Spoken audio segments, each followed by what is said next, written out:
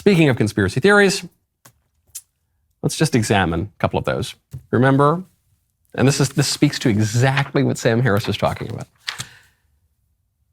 These contrarian conspiracists, they question the science on vaccines. These contrarian conspiracists, they question the science on masks. Okay, new study out from George Mason, examining the efficacy of vaccine mandates citywide. I'm just quoting from the study.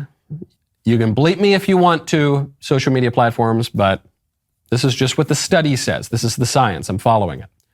These mandates, the vaccine mandates, imposed severe restrictions on the lives of many citizens and business owners, yet we find no evidence that the mandates were effective in their intended goals of reducing COVID-19 cases and deaths. Researchers evaluated New York, LA, Boston, Chicago, New Orleans, Philadelphia, San Francisco, Seattle, and Washington, D.C. We're talking about a lot of citywide vaccine mandates, rather. They say, we find no evidence that the announcement or implementation of indoor vaccine mandates in the cities listed had any significant effect on vaccine uptake, COVID-19 cases, or COVID-19 deaths, and this is largely consistent for all U.S. cities that implemented the mandate. That's just the vaccine mandates. The vaccine mandates that when they came down, some of us, I'm not boasting. You know how much I hate to say I told you so, but some of us said, this is bogus. This is ridiculous. Don't do this. Fauci's terrible. He's wrong about everything. Don't listen to him. And then all the really fancy people, all the Sam Harris people said, no, you've got to follow the Fauci people. Okay. We were totally right. We were 100% completely right about the efficacy of these vaccine mandate policies. Furthermore, what about the masks? I always made fun of the masks. All the liberals loved the masks. Many conservatives, self-styled conservatives, loved the masks. All the liberals loved the vaccines. Even many self-styled conservatives loved the vaccines. I thought the vaccines were bogus from day one, and I thought the masks were especially bogus from day one. And so, okay, we've now done away with the vaccine mandate, so thank you, George Mason University. How about the mask mandates? Well, I've got the New York Times, no less a liberal source than the New York Times. Headline, the mask mandates did nothing. Will any lessons be learned?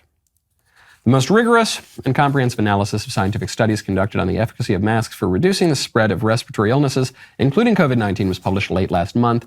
Its conclusions, said Tom Jefferson, the Oxford epidemiologist who is its lead author, were unambiguous. Quote, there is just no evidence that they, masks, make any difference.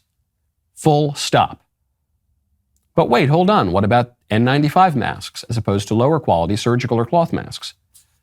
Makes no difference. None of it. End quote. Completely bogus, as we knew. You had to put your little kids in the masks if you sent them to school or daycare. If you flew on airplanes, you had to wear the masks until very, very recently.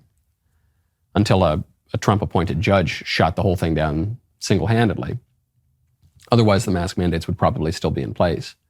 You may have lost your job because of the vaccine mandate.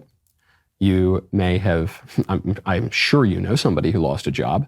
Maybe you had to leave the service, the military service, public health service. Maybe your life was really, really wrecked by the liberals they're so smart.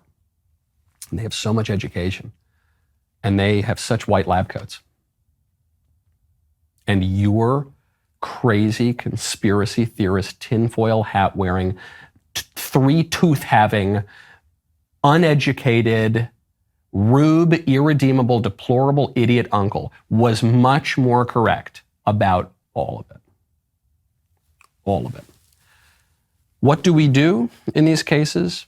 We have to spike the football. I remember I said I hate to say I told you so.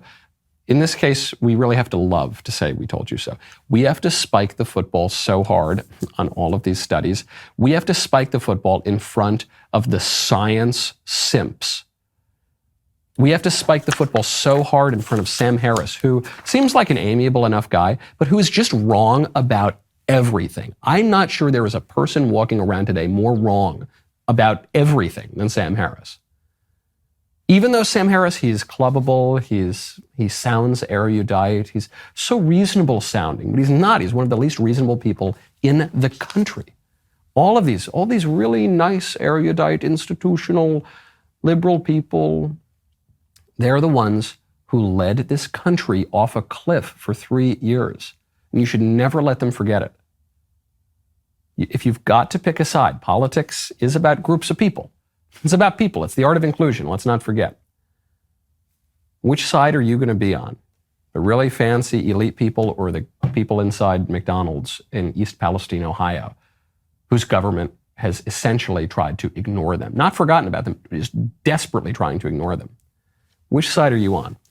I'm on the side of those people in that McDonald's in East Palestine, Ohio. Not just because it's good for politics, not just because it's a helpful strategy for Republicans to win, but because those people have it more correct. They are right about more things than the liberal elites who run our country.